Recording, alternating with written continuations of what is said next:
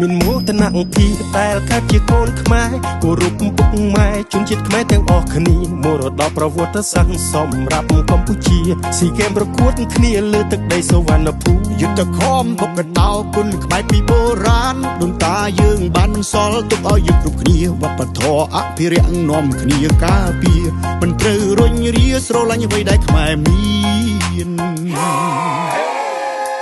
បងប្រុសប្រុសសង្ហាខ្ញុំសូមជម្រាបសួរចារំលែងចង្វាក់ខ្មែរអង្គភិវឌ្ឍណារៀមរាបើរំមិនសូវស្ទាត់អូនបងរៀនបានណារំចាប់ចំទៅណាអូនជូនបានណាខ្លៃបងចង់ទៅទស្សនាប្រាសាទបុរាណស្រាវជ្រាវឈ្មោះទាំងប៉ុន្មានឲ្យបានយល់ពីអត្ថន័យចម្លាក់នៅលើប្រាសាទគេដូនតាអស្ចារ្យក្រៃនាមកូនខ្មែរប្រុសស្រីសូមសន្យាខិតខំថែមើលយើងមកគ្នាទៅមើលប្រាសាទខ្មែរមើលភាពយ៉ាងខ្លាំងហើយខ្ញុំមកហូបខ្មែរតែមើលរបាំហើយលឺបែកខ្មែរពិសេសទៀតនោះយើងគាត់ត្រូវកលាខ្មែរជនជាតិខ្មែរខ្ញុំស្រឡាញ់របបខ្មែរស្រឡាញ់អ្វីដែលខ្មែរមានខ្ញុំក៏ជាជនជាតិខ្មែរខ្ញុំស្រឡាញ់របបខ្មែរស្រឡាញ់អ្វីដែលខ្មែរមានយើងក៏ជាជនជាតិខ្មែរស្រឡាញ់របបខ្មែរស្រឡាញ់អ្វីដែលខ្មែរមាន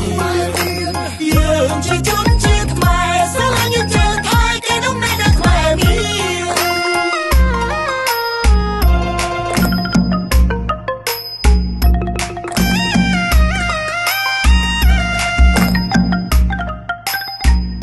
មានមោទនភាពតែកើតជាកូនខ្មែរគោរពពុកម៉ែជនជាតិខ្មែរទាំងអស់គ្នាមរតកប្រវត្តិសាស្ត្រសម្រាប់កម្ពុជាស៊ីហ្គេមប្រកួតគ្នាលើទឹកដីសុវណ្ណភូមិយុទ្ធខំបុកកដោគុណក្បែរពីបុរាណដូនតាយើងបានសល់ទុកឲ្យយើងគ្រប់គ្នាវប្បធម៌អភិរក្សនាំគ្នាការពារមិនត្រូវរុញរាស្រឡាញ់អ្វីដែលខ្មែរមានបងប្រុសប្រុសសង្ហាខ្ញុំសូមជម្រាបសួរចារំលែងចង្វាក់ខ្មែរអង្គភិវឌ្ឍណារៀមរាបើរំមិនសូវស្ទាត់អូនបងរៀនបានណារំចាប់ចំទៅណាអូនជូនបានណាខ្លៃបងចង់ទៅទស្សនាប្រាសាទបុរាណស្រាវជ្រាវឈ្មោះទាំងប៉ុន្មានឲ្យបានយល់ពីអត្ថន័យចម្លាក់នៅលើប្រាសាទគេដូនតាអស្ចារ្យក្រៃនាមកូនខ្មែរប្រុសស្រីសូមសន្យាខិតខំថែ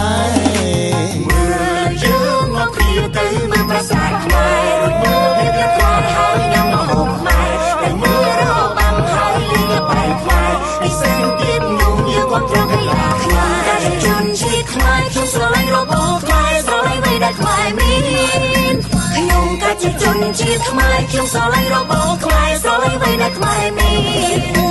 យើងក៏ជាជនជាតិខ្មែរស្រឡាញ់របបខ្មែរស្រឡាញ់អ្វីដែលខ្មែរមានយើងជាជនជាតិខ្មែរស្រឡាញ់យើងជាថៃគេនោះមិនដែលខ្មែរមានខ្ញុំក៏ជាជនជាតិខ្មែរខ្ញុំស្រឡាញ់របបខ្មែរស្រឡាញ់អ្វីដែលខ្មែរមានខ្ញុំក៏ជាជនជាតិខ្មែរខ្ញុំស្រឡាញ់របបខ្មែរស្រឡាញ់អ្វីដែលខ្មែរមាន